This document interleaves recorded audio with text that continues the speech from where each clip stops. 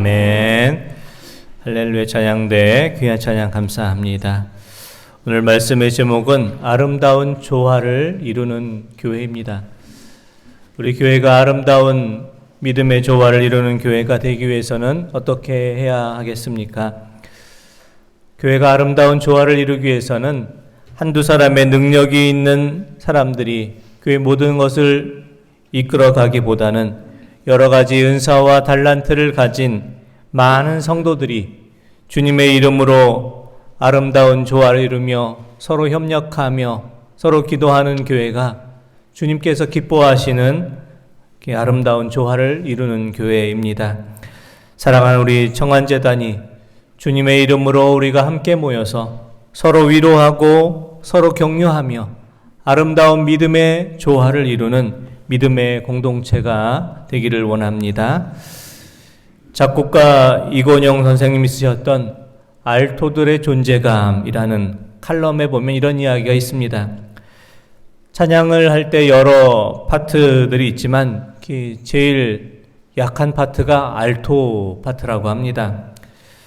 여자 파트에서 가장 높은 음을 내는 소프라노, 남성 파트에서 가장 높은 음을 내는 테너는 존재감이 분명하고 소리도 크고 잘 들립니다. 합창의 네 파트 중에서 소프라노와 테너는 높은 성부를 부르면서 음악을 리드하는 그런 역할을 감당합니다. 베이스는 반면에 낮은 음을 남성 파트에서 내지만 합창의 기둥 역할을 하면서 합창에서 중심을 잡아주는 역할을 합니다. 여러 파트를 비교해볼 때 알토 파트는 이도저도 아닌 그런 것 같습니다. 선율을 책임지는 파토도 아니고 또 화성 진행의 기둥 역할을 하는 것도 아닙니다. 알토 파트는 여성의 저음을 내는 소리여서 소리도 약합니다. 그래서 자신의 존재감을 뽐내고 싶어하는 많은 아마추어들은 소프라노를 선호한다고 합니다. 하지만 알토 파트는 합창에서 중요한 역할을 합니다. 스스로 큰 소리를 드러내 보이진 않지만 전체의 합창 소리를 풍부하게 만들어 줍니다. 소프라노와 협력해서 이중의 선율을 만들기도 하고 테너 베이스와 협력해서 화성을 완성해 갑니다. 알토의 소리는 잘 들리지는 않아도 찬양대에서 보이지 않는 중요한 역할을 감당합니다.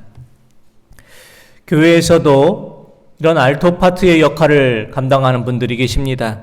잘 드러나 보이진 않지만 보이지 않는 곳에서 주님의 이름으로 봉사하고 섬기며 주님의 몸된 교회를 세워가는 분들입니다.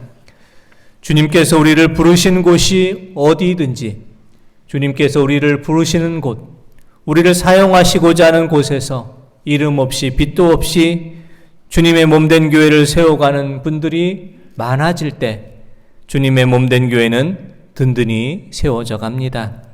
앞에서 끌어가는 분도 계시고 뒤에서 또 밀어주는 분도 계시고 우리가 함께 아름다운 믿음의 조화를 이루시면서 주님께서 세우신 몸된 교회를 든든하게 또 세워가시는 우리 모든 성도님들 되시기를 원합니다. 오늘 본문 말씀을 통해서 사도 바울은 주님의 몸된 교회가 아름다운 조화를 이루기 위해서 어떤 교회를 이루어야 될까에 대해서 말씀합니다. 아름다운 조화를 이루는 교회는 어떤 교회입니까?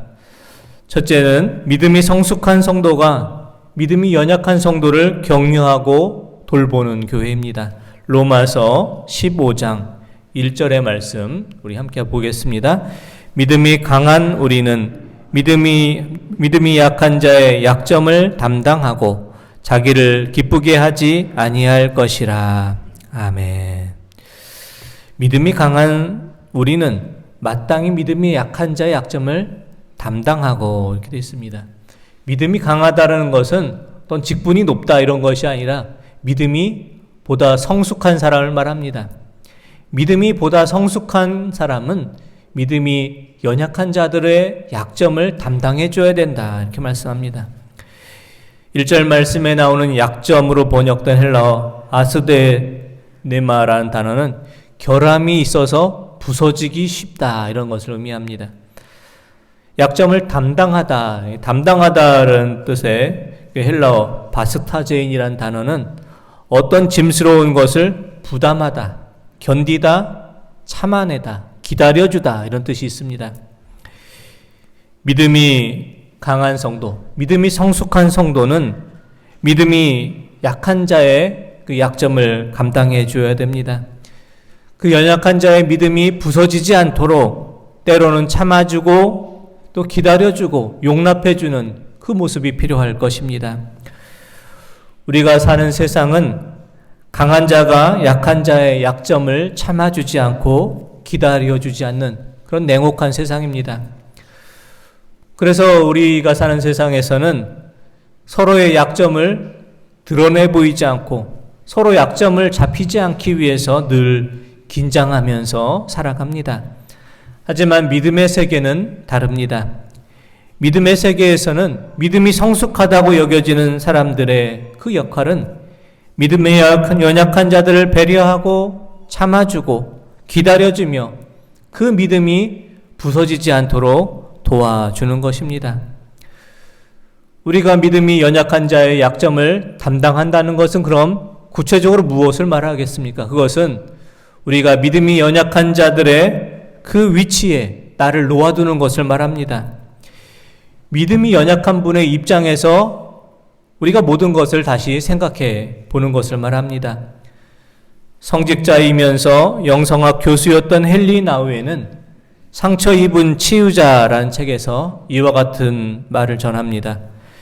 진정으로 누구의 마음을 위로하고 치료한다는 것은 먼저 그 사람과 같이 자신이 상처 입은 자가 되어 상처 입은 자의 마음을 알고 진심으로 위로하는 것입니다. 누군가의 마음을 치료한다는 것은 무엇을 갖다 주고 또 무엇을 행하는 것이기보다는 먼저 나도 상처 입은 자가 되어서 상처 입은 자의 어려움을 이해하고 받아주는 것입니다.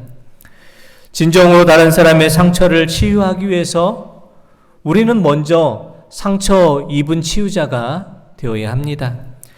주님께서는 그렇게 우리에게 상처 입은 치유자로서 오셨습니다. 저 높은 산을 보좌에서 내려오시면서 높은 곳에서 군림하시지 않고 낮은 자의 처지에 삶을 살아가시며 십자가의 고통과 아픔을 친히 몸소 겪으시면서 우리가 살아가는 인생의 아픔과 고통을 이해하시고 위로하여 주셨습니다. 주님께서 우리의 인생의 모든 짐을 대신 지시고 우리의 연약함을 담당해 주셨던 것처럼 우리도 다른 사람의 연약함을 담당하며 참아주고 기다려줄 수 있기를 원합니다.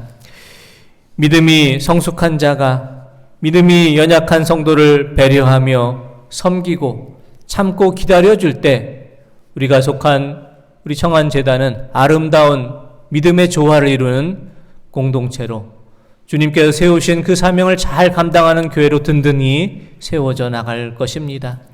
믿음이 성숙한 성도님들께서 믿음이 연약한 성도님들을 배려하고 참아주고 용납하고 기다리며 받아주며 우리 청안재단이 아름다운 믿음의 조화를 이루는 믿음의 공동체로 세워져 갈 수 있기를 원합니다. 사도 바울이 전하는 또 아름다운 믿음의 공동체는 어떤 교회를 말할까요? 둘째, 그것은 연약한 지체를 가장 소중히 여기고 귀하게 여기는 교회입니다. 고린도전서 12장 22절에서 23절의 말씀을 함께 보겠습니다. 그뿐 아니라 더 약하게 보이는 몸의 지체가 도리어 요긴하고 우리가 몸에 덜 귀히 여기는 그것들을 더욱 귀한 것들로 입혀주며 우리 아름답지 못한 지체는 더욱 아름다운 것을 얻느니라. 아멘. 사도 바울은 말합니다. 우리가 생각하기에 우리의 몸 가운데 더 약하게 보이는 지체가 더 요긴합니다. 중요합니다. 덜 귀하게 보이는 지체가 더 소중하고 약한 지체, 덜 귀하게 보이는 지체들이 바로 세워질 때 우리의 몸은 아름답게 건강할 수 있습니다. 이렇게 말하고 있습니다. 사도 바울의 권면처럼 몸에 약하게 보이는 지체가 더 요긴합니다. 몸에 덜 귀히 여기는 것을 귀하게 입혀줄 때 주님의 몸된 교회는 아름답게 세워져 나갈 수 있습니다. 연세 드신 어르신들께서 연세가 드시면서 건강의 어려움들이 겪는 경우가 많습니다. 특히 어려움을 겪는 경우는 평소에 이게 눈에 보이는 부분은 우리가 잘 살피면서 건강을 보살피는데 눈에 보이지 않는 우리 속에 깊은 곳에 자리 잡고 있는 이 장기들의 어려움이 생기게 되면 온몸 전체가 아프게 되는 것을 보게 됩니다. 평소에 중요하게 여겨지지 않은 그런 몸의 어떤 장기가 아프게 되면 온몸 전체가 큰 어려움 가운데 빠지게 됩니다. 교회도 마찬가지입니다. 교회가 건강하고 아름다운 교회를 이루기 위해서는 교회 지체 가운데 가장 연약한 지체를 더 아끼고 사랑할 수가 있어야 됩니다. 가장 연약한 지체가 몸에 가장 중요한 것을 담당하는 가장 소중한 지체가 되기 때문입니다. 교회 지체 가운데 연약한 지체를 가장 소중하고 여기며 또 가장 귀하게 여기며 그래서 우리가 함께 위로하고 격려하며 아름다운 믿음의 공동체를 세워가실 수 있는 우리 모든 성도님들 되시기를 원합니다. 우리 속한 교회가 또한 아름다운 조화를 이루기 위해서는 어떻게 해야 되겠습니까? 셋째, 우리는 예수 그리스도를 본받아 주님 안에서 한 가족을 이루어야 될 것입니다. 로마서 15장 5절에서 6절의 말씀 보겠습니다. 이제 인내와 위로의 하나님이 너희로 그리스도 예수를 본받아 서로 뜻이 같게 하여 주사 한 마음과 한 입으로 하나님 곧 우리 주 예수 그리스도의 아버지께 영광을 돌리게 하려 하노라. 아멘. 예수 그리스도를 본받아 서로 뜻이 같아지며 한 마음 한 입으로 하나님께 영광을 돌릴 때 몸된 교회는 든든하고 건강하고 아름다운 믿음의 조화를 이룰 수가 있습니다. 우리가 예수님을 본받아 살아간다는 것은 무엇을 말합니까? 우리가 열심히 기도하고 봉사하고 섬기는 것, 우리가 직분과 사명을 감당하는 것만으로는 될 수 없습니다. 예수님을 본받는다는 것은 우리의 삶이 예수님께서 알려주신 그 모습처럼 살아가는 것을 말합니다. 중국 속담에 이런 말이 있습니다. 나는 듣고 잊어버립니다. 눈으로 보면 기억합니다. 몸으로 살아보니 비로소 이해가 됩니다. 이런 속담이 있습니다. 우리가 무엇이든지 한번 듣는 것은 쉽게 잊어버리게 됩니다. 그런데 한번 찾아가서 눈으로 보게 되면 더 오래 기억에 남습니다. 더 오래 우리가 기억하기 위해서 필요한 것은 몸으로 직접 살아보는 것입니다. 우리가 주님의 말씀을 따라 산다는 것은 단순히 말씀을 눈으로 보고 귀로 듣는 것을 말하지 않고 주님의 말씀 그대로 살아가는 것을 말합니다. 우리가 예수님이 어떤 분이신지를 알고 싶다면 예수님의 그 뜻의 말씀을 진정으로 이해하고 싶다면 그 말씀 그대로 우리가 살아봐야 할 것입니다. 예수님의 복음의 말씀을 듣는 것, 눈으로 보는 것에서 몸으로 사는 것으로 살아갈 수 있어야 할 것입니다. 주님의 말씀을 듣고 보고 말씀 그대로 살아가면서 예수 그리스도를 본받아 우리가 살아가며 주님 안에서 한 가족을 이루실 수 있는 우리 모든 성도님들 되시기를 원합니다. 우리 청안교회가 아름다운 믿음의 공동체, 아름다운 조화를 이루는 공동체를 이루기를 원합니다. 많은 성도 수를 자랑하고 성도의 부유함을 자랑하기보다는 서로를 존중하고 배려하고 주님 안에서 우리가 서로 한 가족임을 늘 기억하며 살아갈 수 있기를 원합니다. 믿음이 성숙한 성도는 연약한 성도를 격려하며 돌봐주고 또 우리 가운데 가장 연약한 지체를 소중하고 귀하게 여기며 우리가 주님의 말씀을 듣고 보고 말씀 따라 살아가며 예수 그리스도를 본받아 주님 안에서 한 가족을 이루며 아름다운 믿음의 공동체를 이루며 살아가실 수 있는 우리 모든 성도님들 되시기를 원합니다. 기도드리겠습니다. 하나님 아버지, 우리 정한제단이 아름다운 조화를 이루는 교회, 아름다운 믿음의 공동체를 이룰 수 있기를 원합니다.